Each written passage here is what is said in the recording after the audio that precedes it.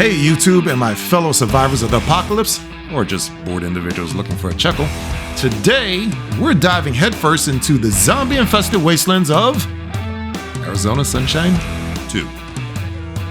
This isn't your average review though. We're skipping the technical jargon and focusing on the real me. Whether this game will have you giggling like a madman while blasting away hordes of Freds, as our endearingly unhinged protagonist likes to call it. To that chopper, Fred! You better believe it! Let's start with the star of the show, our nameless, slightly unhinged hero. This guy is like a walking meme generator, spouting off hilarious one-liners and engaging in bizarre conversations with himself and the aforementioned Freds. One minute he's cracking wise about the lack of good burritos in the apocalypse, the next he's having a philosophical debate with a zombie about the meaning of life. I mean, it's crazy, right? See, it's enough to make you question your sanity and whether you're laughing at the game or your, well, only existential dread. Just one fucking human being! One! Is it too much to ask for, you fucking selfish fuck, Freddy? And then there's Buddy, the loyal canine companion who joins you on your journey. This good boy isn't just here for moral support though. He's a zombie-slaying machine in his own right. Whether he's ripping apart the undead or simply looking adorable, Buddy is guaranteed to steal your heart, and well, maybe a few zombie limbs while he's at it. And together, you traverse the state of Arizona as the dynamic duo visiting many locales such as the airport, underground sewers, different cities, slaying zombies all along the way. Now, as cute and cuddly as Buddy may be, and as great as he may be at slaying all sorts of zombies, one of the things the game does not make very clear at the very beginning is the fact that, well, he can carry stuff. You can let him carry your guns in his little pouches that's on his back. As well, he's the official hat holder. So let's talk about the graphics for the moment. See, the graphics were pretty. Not like the fancy Hollywood pictures, mind you, but more like a real-life hallucination after eating bad tacos. The desert sun beat down on me like a bad ex-wife. The zombies, they look like they hadn't seen a toothbrush in a decade. Authentic, I tell you.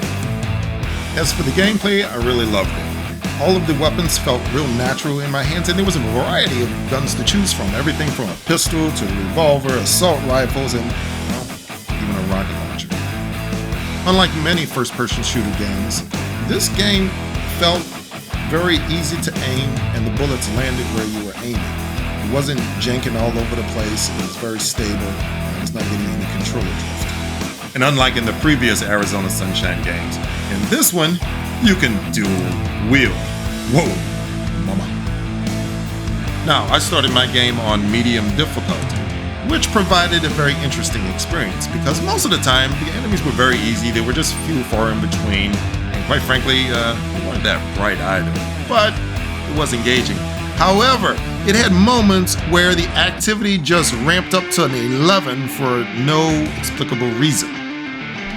This caused me to die because most of the time I was winding up having to reload my guns while I was being chased by a horde of zombies, which really kind of made the balance of the game feel a little wibbly-wobbly. Now, this is just my guess, but I think the reason for this is because this was also meant to be played co-op, because there is a multiplayer mode to the main campaign.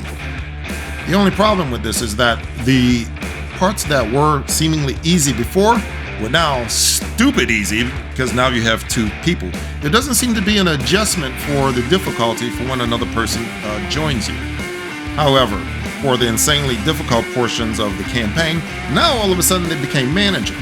So what's becoming apparent is the fact that there was no level balancing for whether or not you were in multiplayer mode.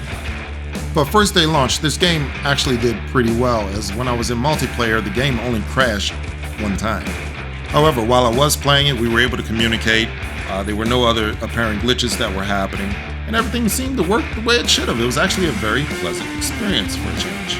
Now, there's also another multiplayer mode known as Hoard mode, where you and your friends get together and fend off wave after wave of zombie enemies.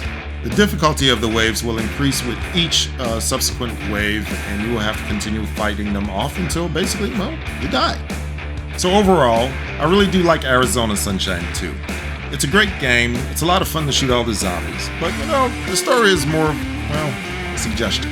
While the game has a story, it's not exactly going to win any awards. Hey, who needs a deep narrative when you can have this much fun shooting zombies, right? That's just the way it goes.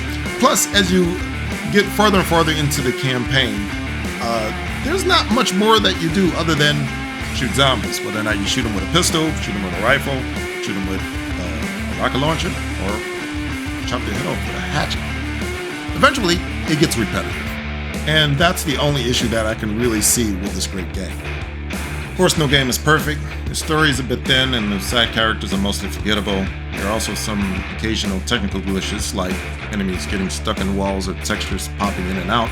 But honestly, these are minor annoyances that don't detract too much from the overall experience. So, should you buy Arizona Sunshine 2? Well, if you're looking for a fun and intense VR experience with a healthy dose of humor, absolutely. Just be prepared to laugh, scream, and maybe even cry a little.